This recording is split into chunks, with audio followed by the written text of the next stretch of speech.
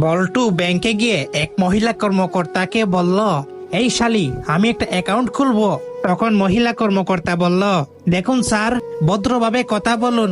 তখন বল্টু বলল, তোর ভদ্রতার গুল্লি মারি, অ্যাকাউন্ট খুল জলদি।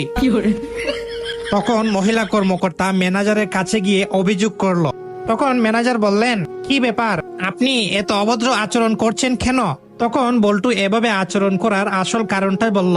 যেটা বলল সেটা শুনে তো আপনি হাসতে হাসতে অজ্ঞান হয়ে যাবেন। বল্টুর শেষের কথা শুনে তো আমি 3 দিন অজ্ঞান ছিলাম। পরে সে কি বলল সেটা শোনার আগে ভিডিওতে একটি লাইক দিয়ে একটি সাবস্ক্রাইব করে দিবে এবং তোমার নামের প্রথম অক্ষর অনুযায়ী কমেন্টে ইমোজি দিয়ে যাবে। ম্যানেজার যখন বলল, আপনি এত অভদ্র আচরণ করছেন কেন? তখন বল্টু বলল, অভদ্র আচরণের খেতায় আগুন। শালা, আমি লটারিতে 10 কোটি টাকা পাইছি, অ্যাকাউন্ট খুলবো কেমনে তাই বল। তখন ম্যানেজার বলল, আরে স্যার, আপনি এই হারামজাদির সাথে এতক্ষণ ধরে কিসের কথা বলেন? স্যার, আপনি আমার সাথে আসেন।